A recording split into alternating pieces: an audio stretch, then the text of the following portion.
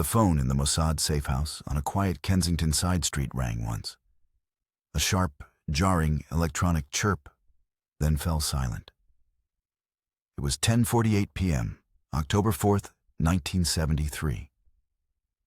The room, sparsely furnished with a vinyl sofa, a metal desk, and a bank of communications equipment, was thick with the smell of stale coffee and cigarette smoke.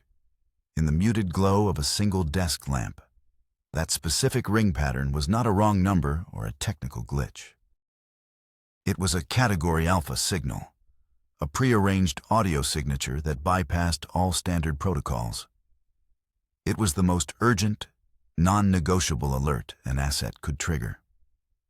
The duty officer, a young Katsa named Oded Navon, felt a jolt of ice water shoot through his veins. He was 28, on his first overseas posting, and had spent 6 months monitoring this line. A period of profound, mind-numbing boredom, spent translating intercepted commercial telexes from Cairo and logging ship movements in Alexandria. Now, in a single second, his reality had inverted. His training took over, a series of conditioned reflexes overriding the sudden spike of adrenaline. He spun his chair to the steel logbook, its pages filled with meticulously neat columns. He ran his finger down the list of active signals, his nail tapping on the plastic overlay. The single ring pattern, designated Signal 7, was assigned to a solitary source. Codename, the Angel. Oded's hand was trembling slightly as he unlocked the secure telex machine, a hulking Siemens T100 that clattered like a machine gun when active. He typed a short, encrypted query to the Mossad computer center in Tel Aviv, the Mabua, or fountain. The query was a simple alphanumeric string, A7 validate urgent. The machine whirred, punched a tape, and then, after a 30-second pause that felt like an eternity, spat back a single word on a fresh strip of paper. Validated.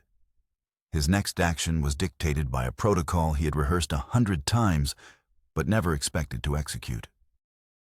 He picked up a red telephone, a direct line that was routed through 3 separate international exchanges: Frankfurt, Zurich, and Rome. To obscure its origin, a line that bypassed every switchboard and secretary. It rang in only one place: the private bedroom of the director of Mossad. In Tel Aviv, Zvi Zamir was pulled from the depths of a dreamless sleep. The red phone on his nightstand had not rung in over a year. He was a man forged in the unforgiving deserts of the Palmach, Israel's pre-state commando force, a man whose resting state was a kind of coiled vigilance. He did not panic. He answered before the second ring, his voice betraying no hint of sleep. Go. The voice on the other end was tinny, strained, and unmistakably Oded's from the London station. The message was 5 words, delivered with brittle precision. The Angel wants to meet, now. Zamir was fully awake.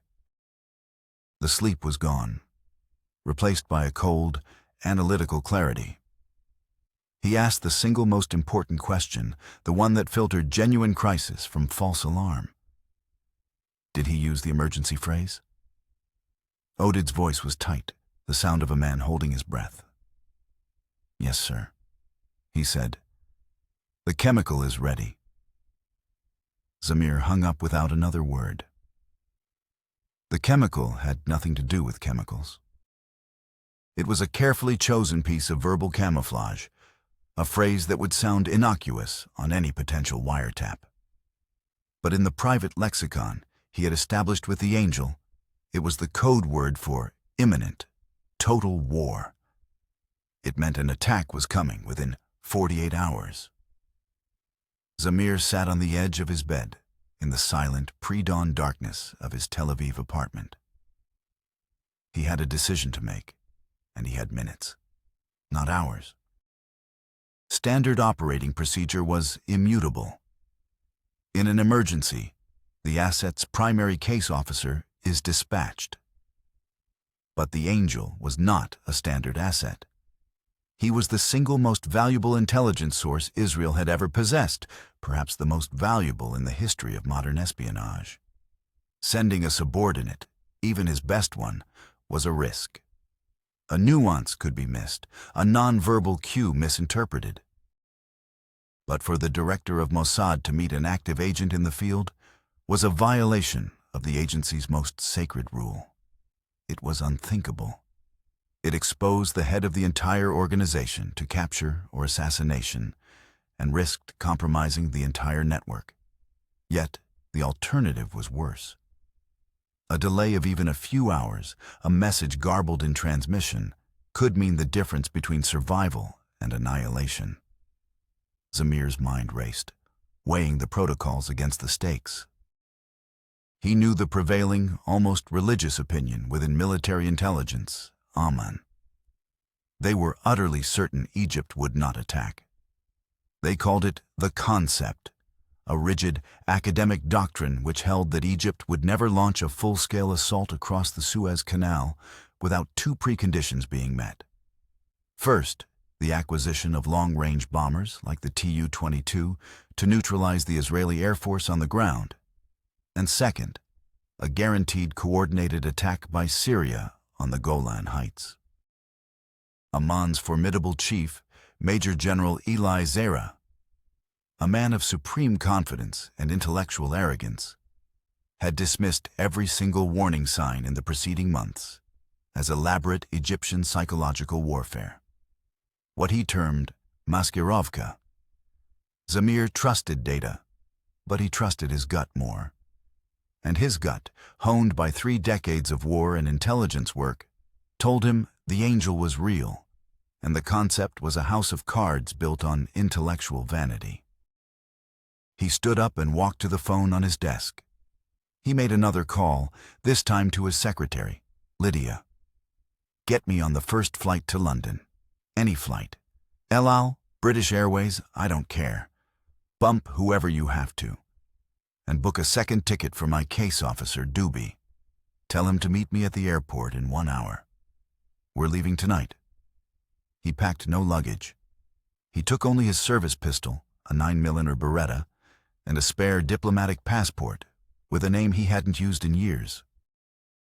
As he walked out into the cool, humid Tel Aviv night, the scent of jasmine heavy in the air, he knew he was staking his career, the credibility of his agency, and potentially the future of his country on the word of one man in London. A man living a life of unimaginable duplicity. A man who was the son-in-law of the legendary Egyptian president, Gamal Abdel Nasser. His name was Ashraf Marwan. Phase 1. The asset. The intelligence failure of 1967 was, paradoxically, a direct result of its stunning success. Israel's preemptive strike, Operation Mokt, had annihilated the air forces of Egypt, Syria, and Jordan in a matter of hours. The 6-day war was a victory so total, so militarily devastating, it bred a dangerous national hubris, a belief in Israeli invincibility. But within the sober confines of Mossad headquarters, the victory was viewed through a colder, more critical lens. They had won the battle, but the intelligence that precipitated it was incomplete. They had relied heavily on signals intelligence, SIGINT, aerial reconnaissance, and a handful of low-level human sources. They had masterfully plotted the enemy's order of battle, but had no real insight into their strategic intent. They had no one inside the Egyptian High Command, no one who could sit in a room with President Nasser and hear the actual decisions being made. After the war, this intelligence vacuum became a gaping chasm. The war of attrition, a brutal static conflict of artillery duels, commando raids, and sniper fire across the Suez Canal, began in 1969. Israeli society, accustomed to swift, decisive victories, was unprepared for the slow bleed of daily casualties. The Bar-Lev line, a chain of sand and concrete fortifications along the canal, was supposed to be an impregnable shield. Instead, it became a meat grinder, pinning down Israeli soldiers under relentless Egyptian shelling. The need for a source inside the Egyptian presidential palace went from a strategic desire to an existential necessity. The man tasked with filling this void was Zvi Zamir. Born Zwiska Zarzewski in Poland, he had immigrated to Palestine as a child. He was a veteran of the 1948 War of Independence, a former commander of the Southern Command, a man who understood the desert, the enemy, and the brutal calculus of modern warfare. When he was appointed Mossad chief in 1968, he inherited an agency legendary for its paramilitary operations and snatch-and-grab missions, like the celebrated capture of Adolf Eichmann in Argentina. But it lagged in the subtle, patient, and often frustrating art of cultivating high-level penetration agents. Zamir was methodical, quiet, and possessed an almost supernatural ability to judge character. He believed technology was a crucial tool, but that wars were ultimately won or lost inside the minds of men. His primary adversary was not a man, but an idea. The concept, the intellectual property of Major General Eli Zera, the head of Amman, Israel's military intelligence directorate. Zera was brilliant, charismatic, arrogant, and a fierce defender of his agency's primacy in the intelligence community. He believed in hard data, signals intercepts, satellite photos, troop deployment charts. He saw human intelligence, as messy, unreliable, and dangerously prone to deception. The rivalry between Mossad and Amman was not just bureaucratic turf warfare. It was a fundamental clash of intelligence philosophies. Zamir was looking for a ghost, a whisper in the halls of power. Zera was looking for an enemy formation he could plot on a map. Into this high-stakes game of shadows walked Ashraf Marwan. On the surface, Marwan was not an obvious candidate for treason. He was married to Mona Nasser, the beloved daughter of President Gamal Abdel Nasser, the lion of Arab nationalism. He was a handsome, charismatic chemical engineer with a PhD from London, a man who moved effortlessly in the highest circles of Egyptian society. But beneath the polished Savile Row suits was a man of voracious, almost self-destructive appetites. He craved wealth, luxury, and the influence that came with it. He was a compulsive gambler, a regular at London's exclusive Claremont Club, where he was known to lose sums equivalent to a cabinet minister's annual salary in a single night of baccarat.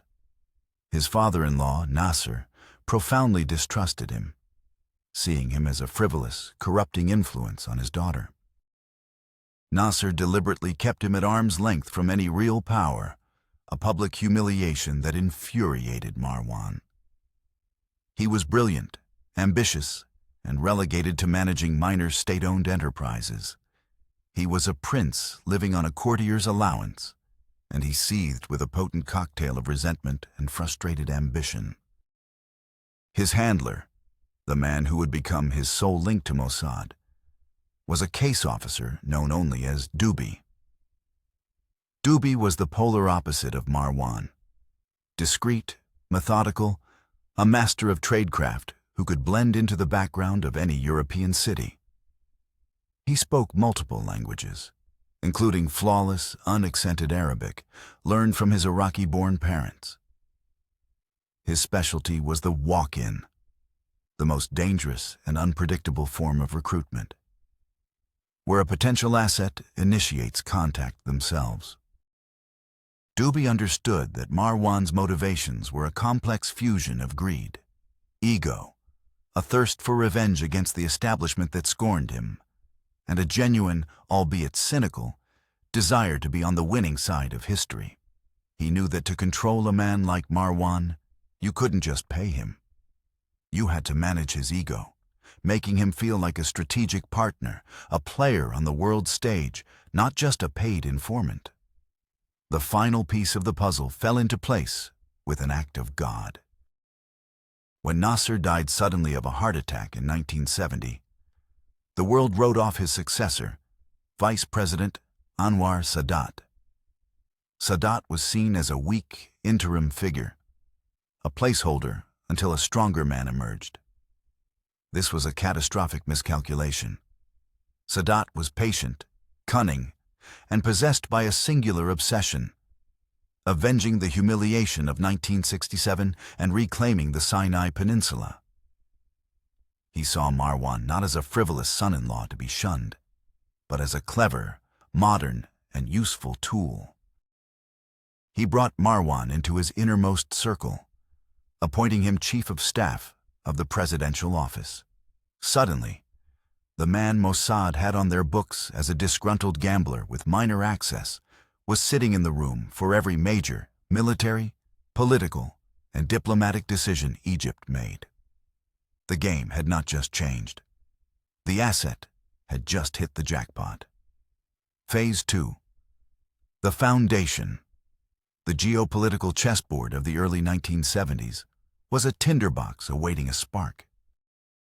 The war of attrition had ended in a tense, American-brokered ceasefire in August 1970. But it was a pause, not a peace.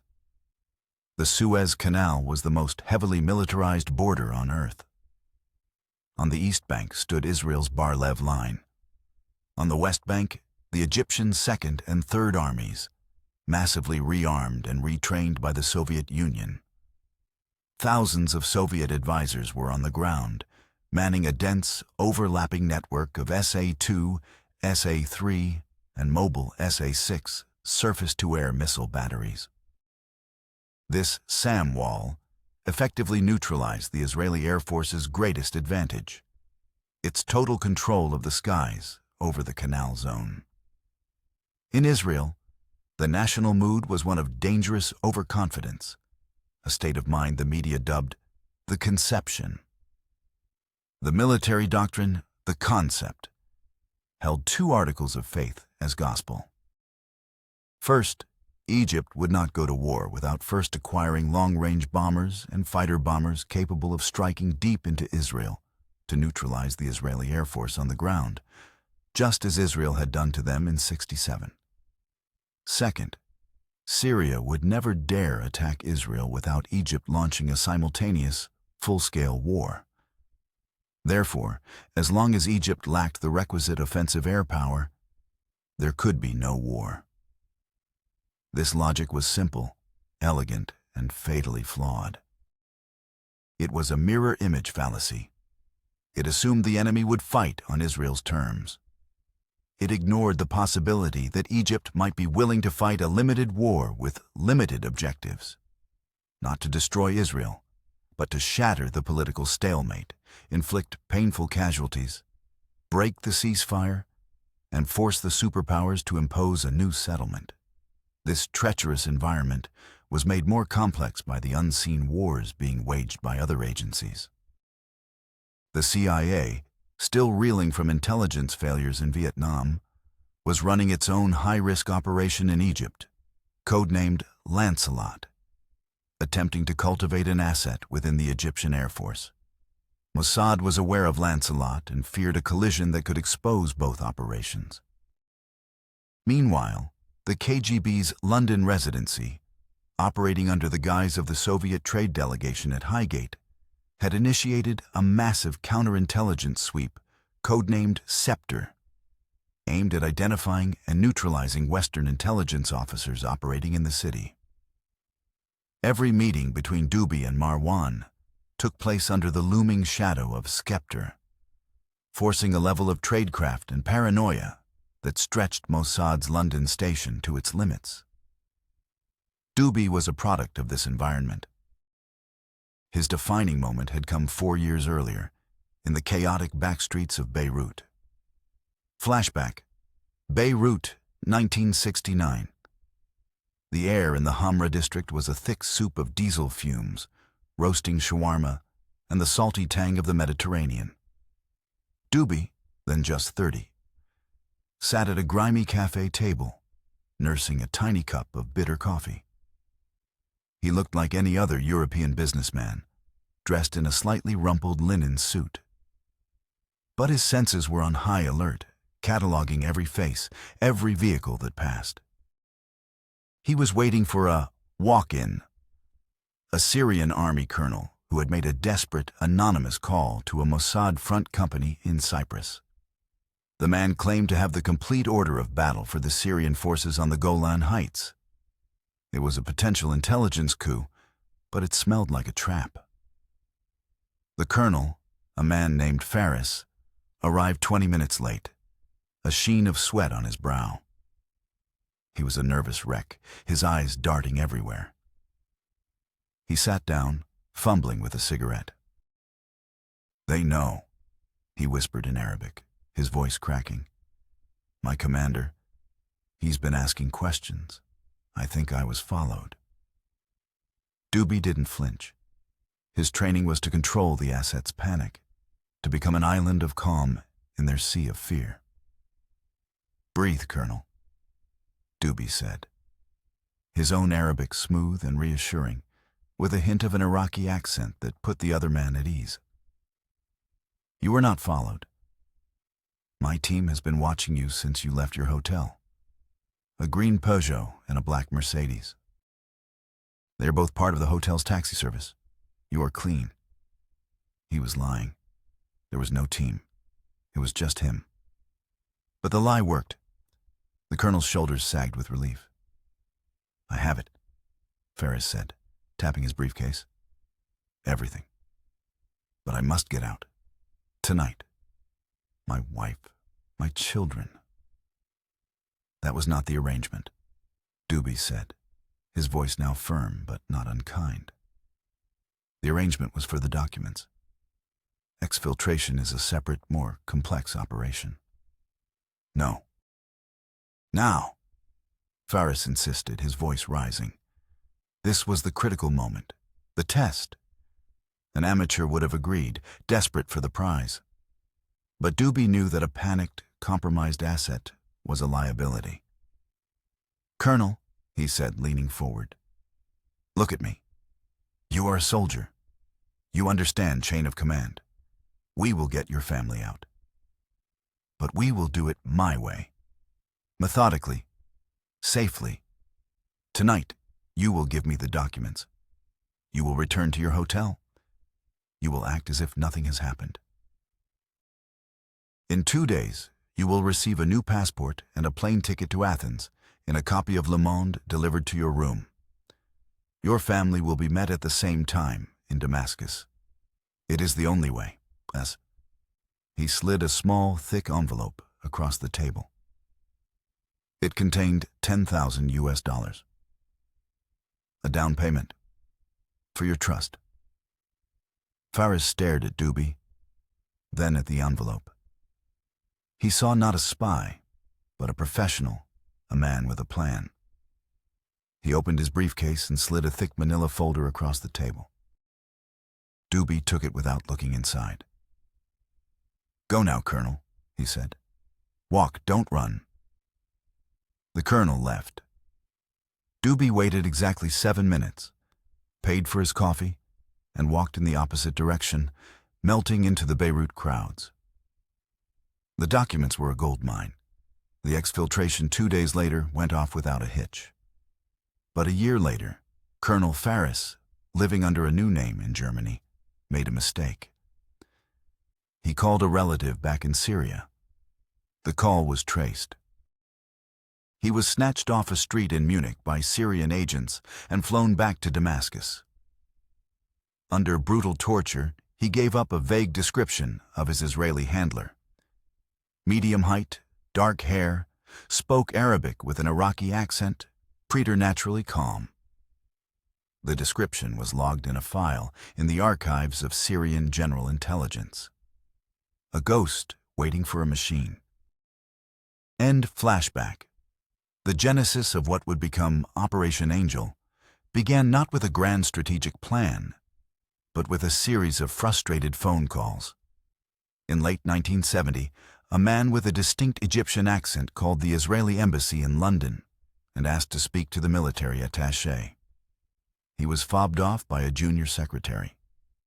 He called again the next day, and again the day after. On the fourth call, his voice was laced with anger. "Listen to me very carefully," he said, his English precise. "I have information of the highest possible importance for your government. If you do not agree to meet with me, you will regret it for the rest of your lives." He gave a name, Ashraf Marwan. The name caused a minor stir. The initial assessment was that it was a clumsy provocation by the Mukhabarat, Egyptian intelligence. But Zamir's protocol was clear. Every walk-in had to be checked. The task fell to Dubi. The first meeting was set for a room at the Royal Lancaster Hotel. It was a textbook intelligence encounter. The room was swept for bugs by a two-man Mossad technical team disguised as hotel maintenance. Dubi arrived an hour early, positioning himself in the lobby bar. Marwan arrived precisely on time, but he didn't come straight to the room. He walked past the elevators, went down a service staircase to the mezzanine, bought a newspaper, came back up another, and circled the designated floor twice, pausing at the ice machine to observe the corridor. He was performing a professional counter-surveillance detection route. It told Dubi immediately that this was not an amateur. In the room, Marwan was all business. "I have access to everything," he said, his voice calm.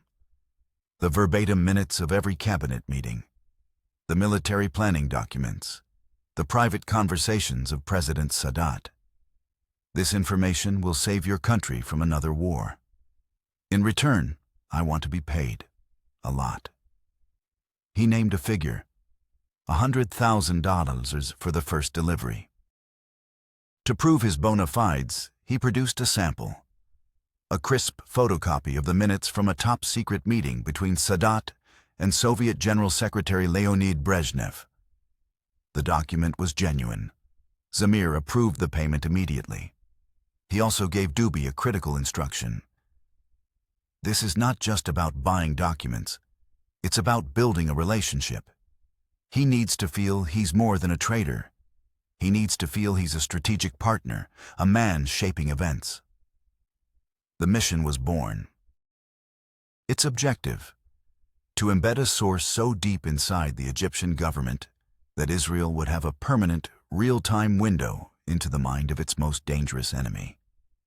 The codename was chosen by Zamir himself. In a world of shadows and deceit, Marwan was not just an agent. He was a miracle. He was the angel. Phase 3. The core. The operational plan for handling the angel was a masterpiece of clandestine tradecraft designed around one overriding principle: plausible deniability for Marwan. His connection to Sadat was his greatest value and his greatest vulnerability. The entire system was built to look like anything but espionage. Marwan's frequent business trips to London, Paris, and Rome provided the perfect cover. The meetings never took place in the same location twice. They used a rotating roster of high-end hotels: the Dorchester, the Churchill, the Carlton Tower in London, the George Feff in Paris.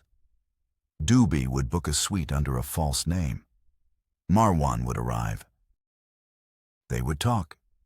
Marwan would hand over documents photographed with a Minox camera or undeveloped rolls of film concealed in a cigar tube. Dubi would hand over a briefcase filled with cash. The intelligence he provided was breathtaking. He delivered the complete multi-stage war plans for the Egyptian army, known as Operation Badr. He provided the technical specifications and operational weaknesses of new Soviet weaponry. He gave them meticulously detailed psychological profiles of every senior Egyptian general. One of his most valuable contributions was revealing the internal debates within the Egyptian high command. He reported Sadat's growing frustration with the Soviets, his secret diplomatic overtures to Henry Kissinger, and his absolute determination to launch a limited war. This was strategic context. The why behind the what, information that could not be gleaned from satellites or wiretaps. It was the very intelligence that Amman, with its rigid adherence to the concept, was completely missing. The communication system was multi-layered. The primary method was the secure phone line in London. The secondary method involved coded messages in the International Herald Tribune. The third, for emergencies from Cairo, involved a short-wave burst transmission radio, disguised as a luxury Panasonic transistor radio. Marwan would record a message on a microcassette, which the device would compress and transmit in a 2-second burst. The most critical part was the 2-tiered code for war. The chemical is ready meant war within 48 hours. We're going to the wedding meant a decision had been made, but the attack was not yet imminent. The first true test came in 1972. Sadat expelled all 20,000 Soviet military advisors. Amman's analysis was triumphant. This crippled Egypt's ability to wage war. Marwan provided a different picture. He told Mossad that Sadat had expelled the Soviets precisely because he intended to go to war, clearing the decks for action. He also revealed that a small corps of Egyptian engineers had been secretly trained in the USSR and could maintain the entire SAM network independently. This single piece of intelligence should have shattered the concept. But Amman refused to believe it. Zira accused Marwan of being a conduit for Egyptian disinformation. The battle lines within the Israeli intelligence community were drawn. The plan in motion. By September 1973, the intelligence from Marwan was becoming increasingly alarming. The Egyptian army was conducting exercises along the canal on an unprecedented scale. Marwan reported that the exercises, codenamed Tahrir 41, were, in fact, the final dress rehearsal for the real crossing. The problem was the burst radio. It was 3-year-old technology, and Mossad's signals division feared its frequency patterns might have been compromised. They needed to get a new device to Marwan, something far more advanced. The new device, codenamed Nightingale, wasn't a radio. It was an acoustic coupler modem disguised as an electric shaver. Marwan could place a telephone handset into the coupler's rubber cups, and it would convert digital data from a microcassette into a series of audible tones, transmitting it securely over a standard international phone line. It was slower than a burst radio, but infinitely more discreet. The mission to deliver Nightingale was set for late September in Paris. It was a high-risk operation. The Paris station had reported a marked increase in surveillance activity by the DST, French counterintelligence, around known Egyptian diplomatic and commercial offices. The plan was for a brush pass in the crowded galleries of the Louvre. Duby would be carrying a briefcase containing the Nightingale device. Marwan would be carrying an identical briefcase containing his latest intelligence reports. At a pre-arranged spot in front of Theodore Géricault's The Raft of the Medusa, they would switch briefcases. A team of 4 Mossad Katsas would provide surveillance and cover. 2 days before the scheduled meet, the first complication arose. A preliminary surveillance mission to track Marwan from his hotel, the George Fipri, to a meeting at the Egyptian embassy almost went disastrously wrong. The 2-man Mossad team in a Citroën DS was made by Marwan's Egyptian security detail. A short, tense car chase through the streets around the Champs-Élysées ensued. The Mossad team managed to lose the tail by ducking into a multi-story car park and changing license plates. But the damage was done. The Egyptians were on high alert. The Paris station chief argued for aborting the Nightingale delivery. Doobie, however, was adamant. Canceling now is more suspicious than going ahead, he argued in a secure video call with Zamir. Marwan's security was doing its job. They're jumpy, that's all. We proceed as planned. Zamir, trusting Doobie's field sense, agreed. The risk was acceptable. Technology as a plot device. The night before the Louvre meet, Doobie was in a Mossad safe-house apartment in the 16th arrondissement, running a final systems check on the Nightingale device. He plugged it into a power outlet, inserted a test cassette, and placed the telephone handset in the rubber cups. He dialed the secure receiving number in Tel Aviv. The device was supposed to emit a series of high-pitched chirps and whistles, the sound of data being transmitted. Instead, there was only a low, monotonous hum. The connection light, a tiny green LED, remained dark. Doobie swore under his breath. He tried again. Same result. A cold knot of dread formed in his stomach. The meet was in 12 hours. Aborting now, after the car chase incident, would send Marwan into a panic. He got on a second encrypted line to the technical division in Tel Aviv. A young engineer named Gad, a prodigy who looked barely out of high school, answered. "Doobie, what's wrong?" "Nightingale is dead," Doobie said, his voice clipped. "No handshake, no data transfer. Just a hum." "A hum? Is it a 60-cycle hum or a 50-cycle hum?" Gad asked, his voice calm, as if he were diagnosing a faulty toaster. "How the hell should I know?" Doobie snapped. Okay, calm down. This is fixable. The problem is almost certainly the quartz crystal oscillator," Gad explained. "It's what sets the frequency for the baud rate. The French power grid runs at 50 Hz. The device was calibrated in Israel at 60 Hz. The frequency mismatch is probably causing the logic board to freeze. We should have anticipated this. It's my fault." "Save the apologies," Doobie said. "How do I fix it?" "You'll have to open the casing," Gad said. "You need a jeweler's screwdriver and a steady,